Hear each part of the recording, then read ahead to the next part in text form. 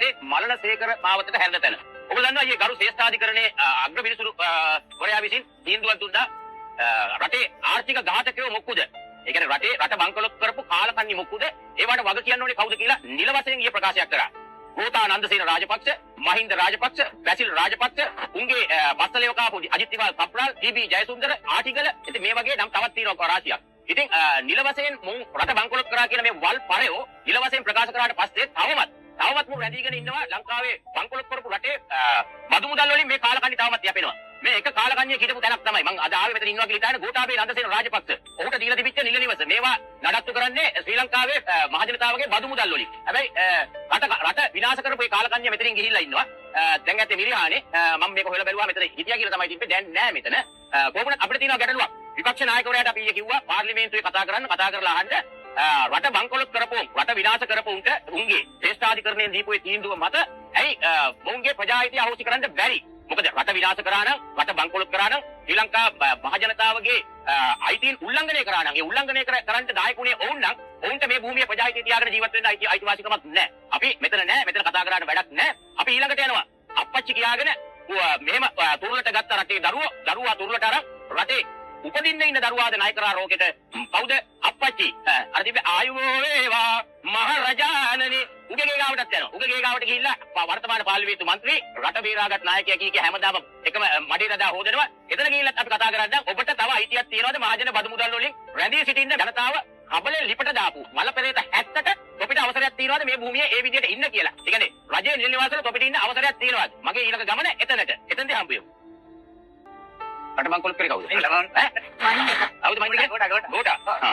දැන් ඊයේ නඩු තීන්දුව දැක්කා ශ්‍රේෂ්ඨාධිකරණේ. මම දැන් ඉන්නේ හිටපු ජනාධිපති මහින්ද රාජපක්ෂගේ නිල නිවාසය. ඒ කියන්නේ රජයෙන් දීලා තියෙන නිල නිවාසයේ ඉදිරිපිට ඉඳලා අපිට කතා කරන්න හයියක් තියෙනවා. මට මතකයි ඒ දවස් අපි සින්දු ලිව්වා. සින්දු ලිව්වේ මෙහෙම. යූ මහ බමුන් තුන් වියරණින් අපටත් රජෙක් පහළව ඇතේ. ඒ මහ රජුන් ඈපෙළ හරින් රට බංකොලොත් වී ඇතේ. මුන් අපට කෙලවා ඇතේ. ආයුබෝ වේවා මහරජාණනි ආයුබෝ වේවා මහරජාණනි.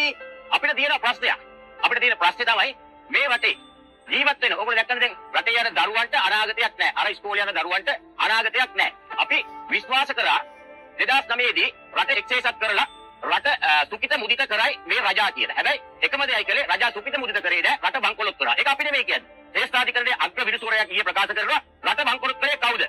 මේ ඇතුලේ මේ රටේ බදු මුදලින් ජීවත් වෙන අතිගරු ජනාධිපති වර්තමාන මන්ත්‍රී මහින්ද රාජපක්ෂ, බැසිල් රාජපක්ෂ නොත් මයිනා. ඊට අමතරව මම සින්දු හදලා ගෙනාපු ගෝඨා නන්දසේන රාජපක්ෂ දියසෙන් කියලා ගෙනාපු. මට තියෙන ගැටලුව ඇයි මෙවැනි රට බංකොලොත් කියලා නිල වශයෙන් ප්‍රකාශ කරා ශ්‍රේෂ්ඨාධිකරණේ. එතකොට මොවුන්ට තවදුරටත් සාටකේ දාගෙන රැෂනල් එක ඇඳගෙන පුරහන් සාටකේ දාගෙන තවදුරටත් රැඳී ඉන්න අයිතියක් තියෙනවද? ශ්‍රී ලංකා බංකොලොත් කරපු ශ්‍රී ලංකාවේ බදු මුදලින් නඩත්තු වෙන්න අයිතියක් තියෙනවද? ඊට අමතරව මම නැවතත් කියනවා ඊයේ විපක්ෂ නායකවරයාට කිව්වා අපි ඇයි මේ ගැන ඔබ හඬක් නගන්නේ නැත්තේ? ඇයි ඔබ වාසයෙන් කිව්වා ඒකට වග කියන්න ඕනේ මේ පාහර හැත්ත කියලා. එහෙමනම් රටේ නීතියක් තියෙන්න ඕන.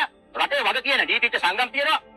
ඔවුන් යන්න ඕන ශ්‍රේෂ්ඨාධිකරණයට. ඇයි මොවුන්ගේ ප්‍රජා අයිතිය අපි අහෝසි කරන්නේ නැත්තේ කියලා. මම මේක ඇතුළට අනන්ත මොන මොකක්ද ඔබ තර්ජනය කරන්නේ? ප්‍රභූවරයෙක් ඉන්න තැනත් ඒකට ඒවට එනවනම් මම දැන් ඉතින් ප්‍රභූවරු තමයි අපිට නිල වශයෙන් ශ්‍රේෂ්ඨාධිකරණයේ තීන්දුව කරේ. ප්‍රභූ මහත්තයෝ මේ මොකද ප්‍රභූවරු තමයි මොකද ඒකනේ දැන් මට ඇයි කොහොමද දැනුම් දීලා අපිට මාධ්‍යකරණයක් කරන්න බෑනේ. මගේ ඒරියාගේ ඔබතුමා මොකද කියලා සාමයේ කඩ කරාද? මම සාමයේ කඩ කරා මේ වගේ වෙලා එකපාරට මෙහෙමයි අපේ ශ්‍රේෂ්ඨා according to ශ්‍රේෂ්ඨා කියන්නකෝ. අපේ රටේ තියෙනවා ප්‍රසිද්ධ ජනමාධ්‍යත්ව. මම ප්‍රසිද්ධ පුද්ගලෙක්. ඒක රෙජිස්ටර් ප්‍රසිද්ධ ශ්‍රී ලංකාවේ මොකද ප්‍රසිද්ධ නැහැ කියලා කියන්නේ. ශ්‍රී ලංකාවේ ලියාපදිංචි ID වෙන්නද? ලියාපදිංචි නැත්තම් මට ප්‍රවෘත්ති දෙපාර්තමේන්තුවේ මට ID එකක් ඉෂු කරන්නේ නැහැ. මම ලියාපදිංචි මාධ්‍ය ආයතනයක් නොවෙනවනම්. මගේ channel 4ක් තියෙනවා. අධිකරණයෙන් දුන්නු නිකාවලට මොනවා හරි කතා කරනවා. ඉතින් ඒක කතා කරලා අපිට ආයතනට යන්න තමයි අපි පෙළගස්තර රටේ ජනතාව. නැත්තම් මේ සිද්ධාර්ථ නේද? ඔව් සිද්ධාර්ථ. ඔව්. මම උපාලි කැලස් බලලා ඒක තමයි ආසය. ඒකයි. හැමෝම කැමති නේ බුදුහාමුදුරන්ගේ දේශනාවට ඔක්කොම කැමති උන්නේ නැහැ නේ. ඒක විතර බයිවට මම ඒක ඊයේ ඇහුවද ශ්‍රේෂ්ඨාධිකරණ දීපු තීන්දුව ඇහුවද? ශ්‍රේෂ්ඨාධිකරණ මම යන්නේ. ඔබතුමිය කැමති නැත්තේද? ඒක වෙන කතාවක්. ඒ වගේ ආගමකට නෑ මගේ කතාව ඉවරයි. අසාසිටි ඔබතුමට ස්තුතියි. මම කියන්නේ ඔබතුමාට කතා කරලා හෘද වස්තුවට කියන්න දරුවෝ ඉන්නව නේද රටේ? මම අහන්නේ මේ මේකට තට්ටු කරලා අහන්නේ දරුවෝ ඉන්නවද ඔබතුමාට දරුවන්ගේ අනාගතයට මතේ නීතියක් නෑ. මම සාමයේ කඩ කිරීමක් නෑ. මම ඒකට ගරු කරනවා. මම මෙතනට බැස්සත් ඇත්ත කතා කරන්නේ. මහින්දට කියන මහින්දවත් එක්ක පුද්ගලික හරියස් එකක් නෑ. හැබැයි හරියස් එකක් තියෙනවා. රට නිල වශයෙන් බංකොලොත් කරන්න හවුලුනේ තොපිතා තොපේ සහචර කීකරු කාලකන්ණි 70 අපි විශේෂයෙන් කිව්වා පී.බී. ජයසුන්දර ඝාතකයා ඔහු ඉන්නවන්නේ කොල්ලුපිටියේ ඉන්දියන් මහ කොමසාරිස් කාර්යාලය ඉස්සරහා තියෙනවා අයිස්ලන්ඩ් බිල්ඩින් එකේ. පොර ගෑනිත් එක්ක අන්න එතන ඉන්න අපාර්ට්මන්ට් එකක් තියෙනවා. එතන පොඩ්ඩක් ඔයගොල්ලෝ දන්නවා එතනත් උන් එතන ඉන්නවා.